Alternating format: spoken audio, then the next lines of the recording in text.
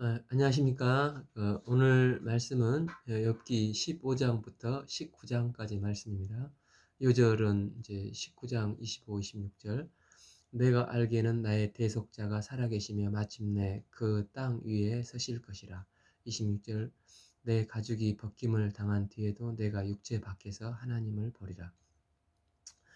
이제 14장까지 1라운드가 끝나고 이제 2라운드가 15장부터 시작이 됩니다.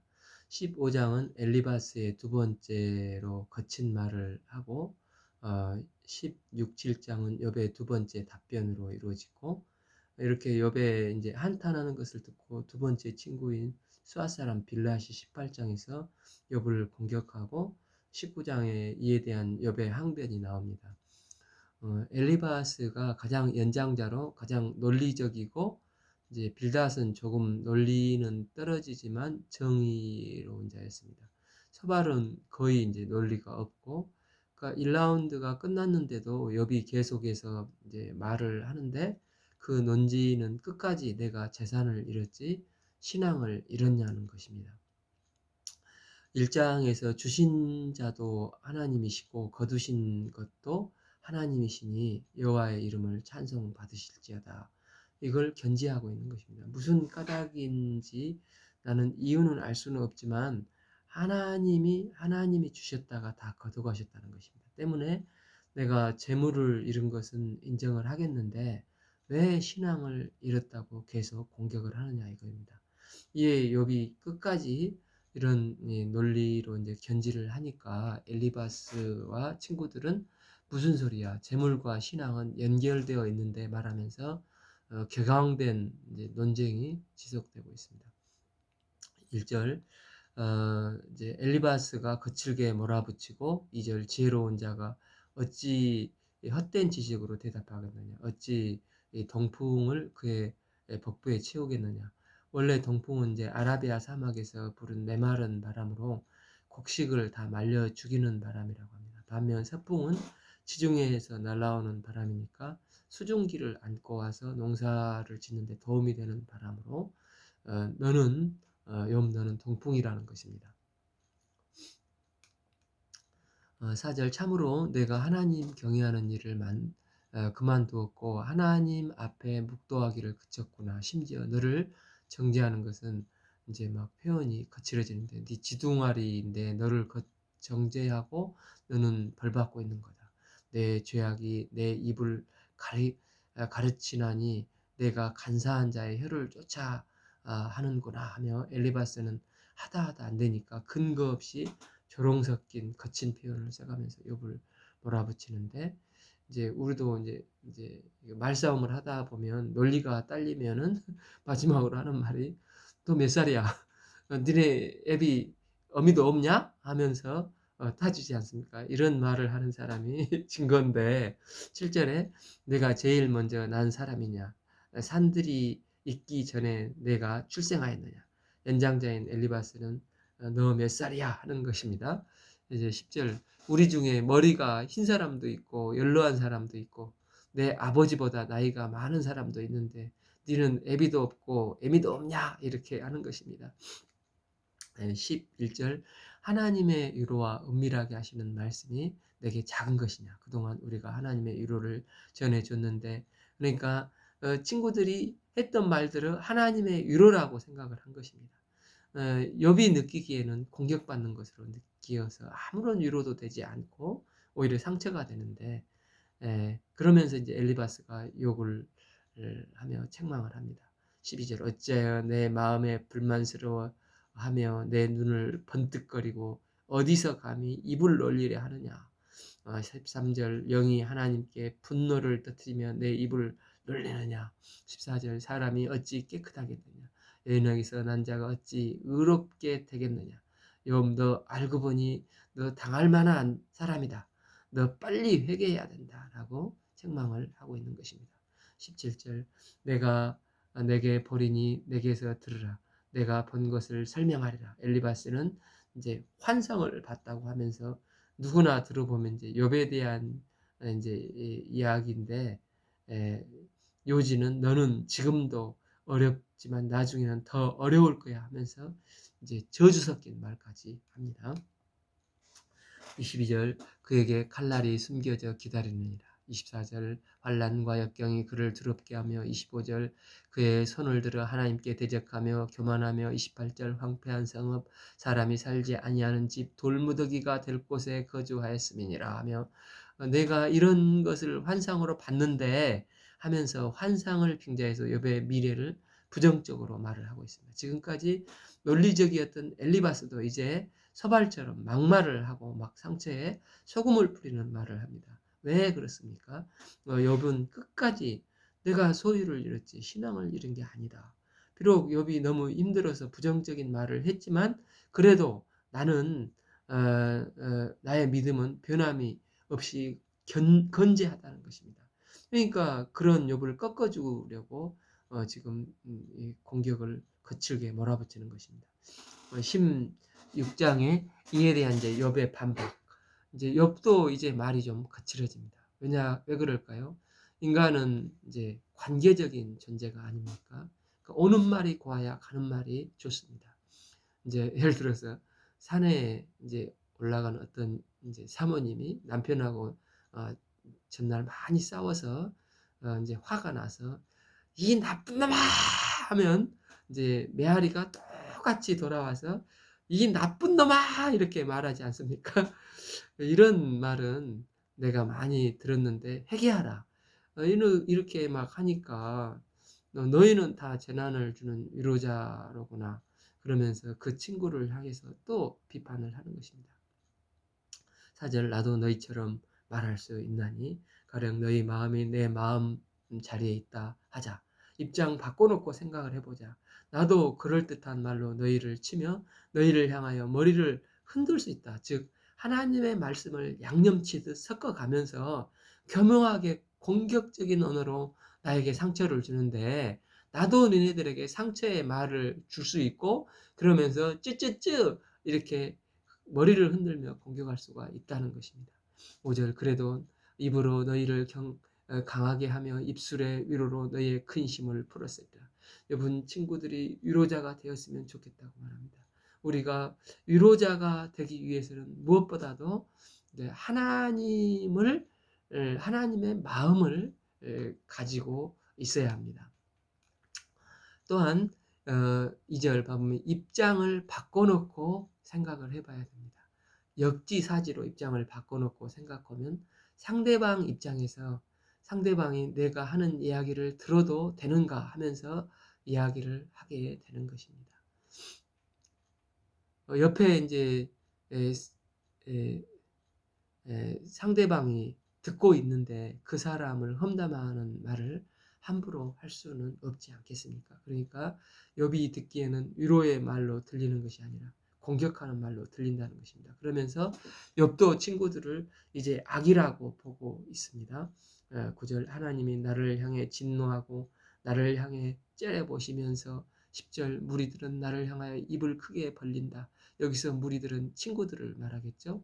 무리들이 나를 모욕하여 뺨을 치며 함께 모여 나를 대적하는구나. 고통 중에 있는 욥에게 친구들이 말이 이렇게 하는 것으로 보이는 것입니다. 그러면서 11절 하나님이 나를 악인으로 넘겨서 셔서 행악자의 손에 넘기셨구나. 여기서도 말하는 악인은 욥의 친구들이겠죠. 서로 이렇게 말싸움을 하다가 이제 감정이 상해서 욥은 친구들을 악인이라고 하고 친구들은 욥을 악인이라고 하는 것입니다. 그러면서 이제 13절 하나님이 나에게 화살을 쏘시니까 콩팥을 꿰뚫고 그는 내 쓸개가 땅에 흘러나오는 거라 하면서 욥이 너무 힘들고 힘들다고 이야기를 하죠. 그러나 이제 욥은 하나님이 나를 공격한다고 하지만 그래도 욥을 이제 지혜자라고 하지 않습니까? 이 지혜자라고 말한 이유는 욥은 그런 중에서도 하나님의 능력을 끝까지 믿고 하나님을 의지하고 있습니다. 욥은 이제 그 소유나 자녀들 또 이런 것들을 껍데기라고 했을 때 이제 껍데기는 다 망했고 고난 중에 있지만 거친 말 속에서도 신앙을 견지하고 있습니다. 지금 이 상황이 하나님으로부터 온 거라면 이 상황을 반전시킬 수 있는 분도 하나님밖에 없다는 것을 욥은 고백을 합니다. 19절. 지금 나의 증인이 하늘에 계시고 나의 중보자가 높은 데에 계시니라.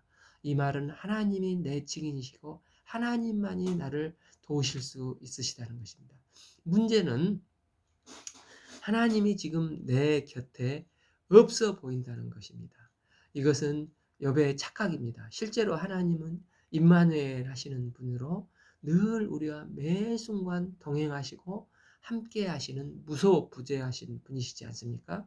그러나 너무 힘든 고난 중에 있는 욥은 죽음에 이르는 이 고통을 오직 도우실 분은 하나님밖에 안 계시다는데 문제는 그분이 지금 너무 멀리 계시는 것처럼 보인다는 것입니다. 그래서 20절 나의 친구들은 나를 조롱하고 내 눈은 하나님을 향하여 눈물을 흘리니 21절 사람과 하나님 사이와 인자와 그 이웃 사이에 중재하시기를 원하노라 하면서 계속 욥이 한탄을 합니다. 그런데 욥이 한탄하는 와중에도 욥의 한탄은 항상 하나님께 포인트가 맞춰져 있습니다. 욥이 불평을 하는 게 욥의 잘못이 아니고 욥기가 보여주는 것은 뭐냐고 하면 이 사람이 불평할 수 없는 상황에서 끝까지 나아갔을 때 마지막 남는 것이 무엇인가 이것을 보여주고자 하는 것입니다. 지혜자에게 마지막 남는 것이 무엇이냐? 처음에 이제 이렇게 재산을 날아가고 자식들도 죽고 아내가 저주하면서 이 막 종기가 나서 기왓장으로 그 팍팍 긁으면서 그는 이제 불평하지 않고 오히려 찬양을 하지 않습니까? 거기서 사단은 이런 욥을 어찌 까닭 없이 하나님을 섬길 수 있겠습니까? 하면서 더 치는 것입니다. 이 욥기가 보여주고 싶은 것은 치고 또 쳐서 그 사람이 정말 남은 게 아무것도 없을 때까지 이 사람의 바닥까지 드러났을 때 그때 지혜자는 어떻게 하는가 이것을 보여주고자 하는 거라 할 수 있겠습니다. 그때도 욥은 끝까지 하나님 앞에서 하나님 앞에 변백하고자 하나님과 승부를 보고자 이게 기도하는 것을 보게 됩니다. 지난 시간에도 고백했지 않습니까? 13장 15절에서 그가 나를 죽이시리니 내가 소망이 없노라. 그러나 나는 그 앞에서 내 행위를 변백하리라. 여러분 나는 이 고난의 이유를 이해할 수도 없지만 하나님께 가서 변백하고 그분 앞에서 끝까지 물으며 아뢰겠다는 것입니다. 그래서 욥의 한탄은 계속 하나님께로 향하고 있는 것입니다. 이런 욥의 한탄을 듣고 두 번째 친구 수앗사람 빌닷이 이제 18장에 등장을 합니다. 수앗사람 1절 빌닷이 대답하여 이르되 욥의 친구들은 욥의 고난을 위로자로 보지 않고 지금 연구자로 보고 있습니다. 5장 27절에서 볼지어다 우리가 연구한 바 이와 같이 하여 욥에 대한 연구하는 자세로 접근을 해서 욥은 절대로 연구를 하게 되면 위로자가 되지 않지 않습니까? 왜냐하면 위로자는 그 사람 속으로 같은 같은 입장, 언더스탠드가 돼야 하지 않습니까? 그런데 연구하는 것은 객관적으로 제3자가 되는 것입니다. 원래 빌닷은 정의로운 자에서 정의를 들고 나왔지 않습니까? 그리고 좋은 말도 많이 했습니다. 처음에는 미약하지만 나중에 창대하리라. 덕담도 말을 하면서 괜찮은 사람이었는데 이제 한 라운드가 다 돌고 또 이제 엘리바스 말까지 쭉 듣고 있다 보니까 그 다음에도 욥은 꿋꿋하게 이제 이런 모습을 견지하고 있으니까 화가 난 것입니다.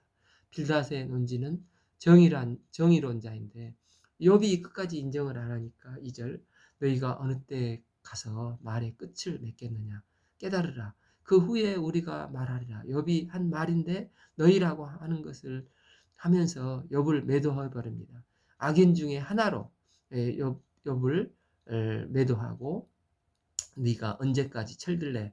언제나 철을 들래? 네가 입을 다물면 내가 이런 말을 어찌하여 3절 우리를 짐승으로 여기며 부정하게 보느냐. 4절 울분을 터뜨리면서 너 자신을 찢는 사람아 너 때문에 땅이 버림을 받겠느냐 바위가 그 자리에서 옮기겠느냐. 욥이 울분을 터뜨리면서 자신을 찢는 사람이라고 하면서 어 그러니까 아마 욥이 이제 울분을 터뜨리면서 기도를 했지 않습니까? 그래도 변하지 않는다는 것입니다. 그러니까 별짓을 다 해도 하나도 될 것이 없이 네가 기도를 해도 안 되는데 이런 막 무책임한 말을 하는 것입니다. 왜냐하면 그 배경에 그는 이 정의롭지 못한 악인이라는 인식이 있습니다. 이 악인은 뭔 짓을 해도 되는 일이 없어. 그런 것을 주장하고 있는 것입니다. 그의 이제 7절 그의 활기찬 걸음이 피곤하여지고 그가 미련한 꾀에 스스로 빠질 것이니 8절 이는 그의 발이 그물에 빠지고 올가미가 걸려들며 12절 그의 힘은 기근으로 말미암아 쇠하고 그 결과 재앙이 기다릴 것이며 13절 질병이 그 피부를 삽기리니 곧 사망의 장자가 그 지체를 먹으리니 14절 그가 의지하는 것들이 장막에서 뽑히고 그의 공포의 왕에게 잡혀가고 다시 한번 욥으로 이제 다시 넘어오면서 욥이 처음부터 마지막까지 견지한 내용이 네, 망하면 악인이냐는 것입니다. 현실의 문제와 신앙과 이게 무슨 결부가 되느냐는 것입니다. 빌닷은 계속 그게 결부가 되는다는 것이고 욥은 아니라는 것입니다. 내가 소유를 잃었지 신앙을 잃었냐. 내가 돈이 없지 가오가 없냐 하면서 욥에게 욥은 한 번도 변한 게 없습니다. 그래 내가 부족하다고 하자. 그렇지만 외적인 것 가지고 내 신앙 이야기를 하지 말라는 것입니다. 신앙은 신앙이고 외적인 것은 외적인 것이라는 것입니다. 욥의 이 반박은 최종 심판은 하나님께 있고 지금은 과정일 뿐이라는 것입니다. 그런데 친구들이 중간에 있는 것은 과정은 끝이라고 생각하면서 내가 망했다고 신앙도 망했다고 말하는 것입니다. 이에 욥은 계속해서 내가 중간에 재산을 잃었지 믿음을 잃었냐. 고난은 최후가 어떻게 될지 모르고 과정일 뿐이라는 것입니다. 그러니까 함부로 이야기하지 말라. 심판은 하나님께 속한 것인데 왜 네가 심판하려고 하느냐 이야기를 하고 있는 것입니다. 마귀는 계속해서 까닭 없이 그럴 리가 없다고 연결시키려고 합니다. 우리가 사업이 잘 되면 찬송하고 안 되면 주님을 떠나는 그런 신앙이 아니지 않습니까? 믿음은 이걸 볼 때 언제 증명하는 건가? 이 사단을 한번 저 사람을 쳐보세요. 까닭 없이 저렇게 충성스럽게 주님을 섬기지 않을 것입니다. 그런데 주님의 은혜로 까닭 없이 섬기는 게 정말 믿음인 것을 보게 됩니다. 이걸 증명하는 인생이 우리가 그 신앙 가운데 되기를 기도합니다. 19장에서 이제 욥이 대답을 합니다. 우리 인생의 가장 힘든 점은 좋은 관계인 사람들과의 관계가 깨지는 것이라고 할 수 있을 겁니다. 이게 내가 이제 교만했거나 학대를 해서 깨진 게 아닌데 이 관계가 깨지는 것입니다. 1절 욥이 대답하여 이르되 2절 너희가 내 마음을 괴롭게 하며 말로 나를 짓부수기를 어느 때까지 하겠느냐. 3절 너희가 10번이나 나를 학대하고 말이 그러니까 많이 학대를 했다는 것입니다. 그리고 또 부끄러워 아니하는구나. 그러면서 욥의 논지가 하나 나옵니다. 내가 소유를 잃었지 신앙을 잃었느냐. 만약 니네 논리라면 4절 비록 내가 허물이 있다 할지라도 그 허물이 내게만 있느냐. 너는 허물이 없냐? 이게 도토리 키재기지 않느냐 하는 것입니다. 6절 하나님이 나를 억울하게 하시고 자기 그물로 나를 에워싸신 줄을 알아야 할지니라. 이제까지 나 중심으로 움직였다면 이제 욥이 하나님 중심으로 움직이기 시작하는 것을 보게 됩니다. 욥과 친구들과 고난에 대한 인식이 더 벌어지게 됩니다. 욥은 이 고난은 하나님이 주셨다는 것입니다. 13절 나의 형제들이 나를 멀리 떠나게 하시니 나를 아는 모든 사람이 내게 낯선 사람이 되었구나. 욥은 지금까지 아내와 자녀들, 친구들과 좋은 관계를 맺어왔는데 이 고난을 당하면서 이제는 다 떠나고 다 깨지고 그들은 낯선 사람이 되었다는 것입니다. 14절 내 친척도 나를 버렸으며 가까운 친지들이 나를 잊었구나. 15절 내 집의 여종들은 나를 낯선 사람으로 여기니 내가 그들 앞에서 타국 사람이 되었고 17절 내 아내도 내 숨결을 싫어하며 내 허리에 자식들도 나를 가련하게 여기고 19절 나의 가까운 친구들이 나를 미워하며 내가 사랑하는 사람들이 돌이켜 나의 원수가 되었구나. 여러분 지금까지 지냈던 모든 사람들이 이제는 다 낯선 사람이 되었다고 합니다. 심지어 이제 21절 나의 친구야 너희는 나를 불쌍히 여겨다오. 나를 불쌍히 여겨다오. 두 번 말을 반복해서 합니다. 친구들에게 욥이 지금 간절히 요구하는 것은 딱 한 가지. 나를 불쌍히 여겨달라는 것입니다. 욥의 마음에 공감을 해주고 욥을 불쌍히 여겨주고 이해해달라. 언더스탠드 해달라는 것입니다. 그런데 친구들은 뭐가 옳고 그른지 따지기만 바빴습니다. 처음에 다 망하고 고난 중에 욥에게 7일 동안은 겁이 나 가지고 이제 가까이 오지도 못하고 욥을 이제 계속해서 이제 비판을 하니까 이제 그러니까 욥이 바라는 것은 나를 불쌍히 여겨달라 간절히 호소하는 것입니다. 22절 너희가 어찌하여 하나님처럼 나를 박해하느냐 내 살로도 부족하느냐 이제 그 실존주의 철학자 그 샤르트르는 타인은 지옥이라는 말을 했다고 합니다. 그는 이제 인간은 관계 속에서 너무 상처를 많이 받아 다 관계가 현실은 나밖에 없고 타인은 지옥이라고 하면서 인간은 근본 고독한 존재라는 것입니다. 그만큼 사람들과의 관계가 맺기 힘들다는 의미일 수도 있겠습니다. 21절 나의 친구들아 나를 불쌍히 여기다오 하면서 하나님의 손이 나를 치셨구나 고백을 합니다. 여러분 지금 자기가 낯선 자가 된 것은 하나님께서 타인들을 낯선 자가 되게 하셨다고 고백을 합니다. 그럼 이유가 무엇입니까? 대속자를 만나기 위해서입니다. 모든 것들이 타인이 되고 낯선 것이 되어버린 것은 대속자를 만나기 위한 것입니다. 25절 내가 알기에 나의 대속자가 살아 계시니 마침내 그가 땅 위에 서실 것이라. 욥은 낯선 자가 됐을 때 살아계신 대속자를 만나게 된다는 것입니다. 이렇게 성숙한 고백을 하고 만난 것이 하나님께서 허락하시기 때문에 하신 것이고 먼저 이 큰 환난과 고난 중에 실망하고 낯선 자들이 되어서 홀로 남게 된 것을 하나님께서 욥에게 대속자를 만나도록 하기 위한 것이람을 고백하고 있습니다.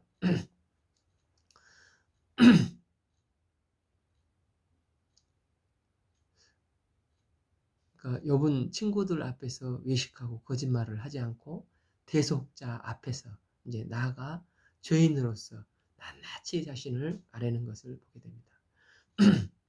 이걸 이제 신약 시대를 사는 우리들이 관점으로 보면은 천부여 의지 없어서 주님께 나갑니다.